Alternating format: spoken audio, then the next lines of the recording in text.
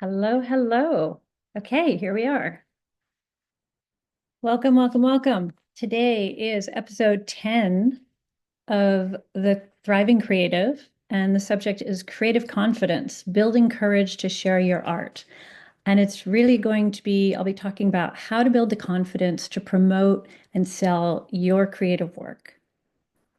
So, welcome. Here we go.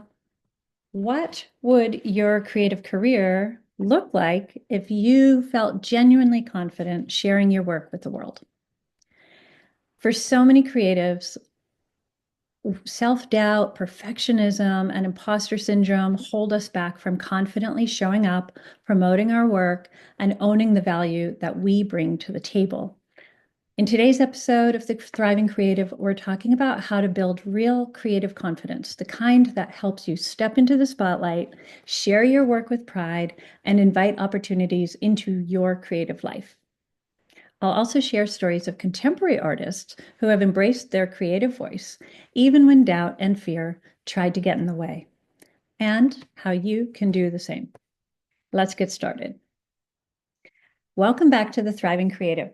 I'm your host, Gabrielle Senza, and today we're tackling one of the most important skills that any creative really needs to acquire, and that is confidence. The belief that your work matters, the courage to share it, the clarity to talk about it with conviction, whether you're writing an artist statement, pitching a gallery, or posting online. For many creatives, confidence isn't natural. You're not just born with it. It's something we build. Every time you choose to share your work, despite that little voice in your head saying, "Who do you think you are? What are you doing?" You're strengthening your creative confidence muscle. So today we'll explore the real roots of creative self-doubt, how to shift from hesitation to confidence, practical ways to promote your work without feeling awkward, and inspiring stories from artists who built their confidence one bold step at a time. Let's dive in. First, let's acknowledge the elephant in the room. Creative confidence isn't about arrogance or self-promotion overload. It's really about trusting your voice and being willing to stand behind your work. The truth is, most creative self-doubt stems from perfectionism, that internal belief that if the work isn't flawless, it shouldn't be shared. Fear of judgment, worrying how others will perceive your work or even you.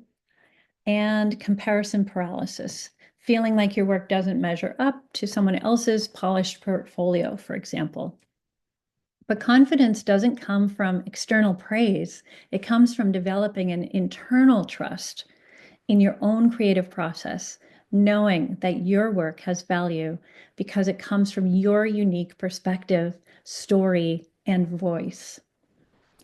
Rick Rubin talks about this in his book, The Creative Act, and Jerry Saltz writes about it in his book, How to Become an Artist. And they make really good points in those two books. I highly encourage you to check them out if you haven't already.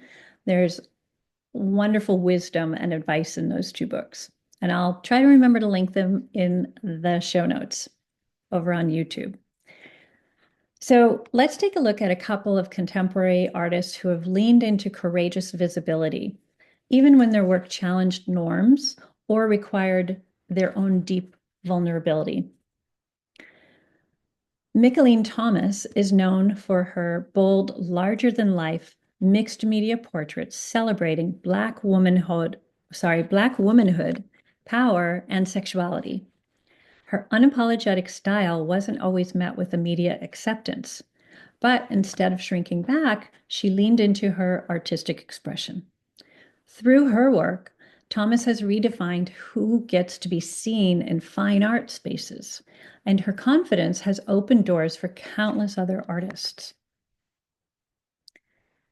Another is Hasan Minhaj. A little outside the fine art world, but incredibly relevant, is stand-up comedian and storyteller Hasan Minhaj.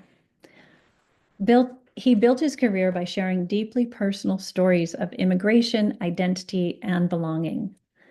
What makes Minhai's approach so inspiring is that he doesn't hide from discomfort. He frames it, he owns it, and turns vulnerability into his creative superpower.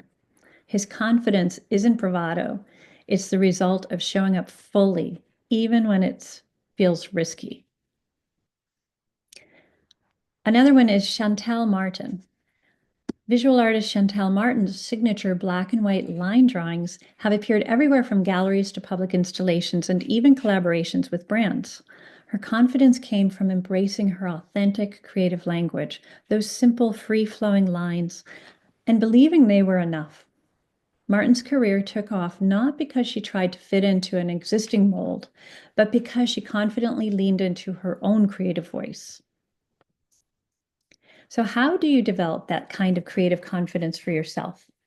It's not about waiting to feel confident. That would be a long, long wait. It's about taking action despite the fear and letting the confidence follow. Here are some ways to get started. Number one, document your creative wins. Keep a journal or folder where you collect positive feedback, personal breakthroughs, and moments where your work resonated with someone. This confidence bank becomes a powerful tool when doubt creeps in. Number two, share work in low stakes spaces. Confidence builds through exposure. Start small, share a work in progress on Instagram stories, or show a new piece to a trusted friend. Each time you share, you're training your brain to see visibility as safe and possible. Number three, create a visibility routine. Set a recurring habit, whether it's weekly social posts, monthly email updates, or quarterly open studios, so that sharing your work becomes a natural part of your process rather than a special occasion. And number four, practice talking about your work. Confidence grows when you can describe your work with clarity. Practice describing your creative process, inspirations, and intentions out loud, even if it's just to your dog or in the mirror. I promise you, it definitely helps. And the fifth one that I have here is detach from immediate validation. Confidence doesn't come from likes or sales. It comes from knowing your work matters, whether or not the response is immediate. Focus on showing up consistently rather than chasing praise or validation.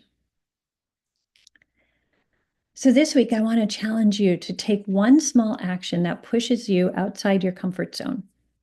You could, for example, post a work in progress, write a short artist statement and share it online, pitch your work to a local gallery, or share the story behind one piece in a caption or a blog post.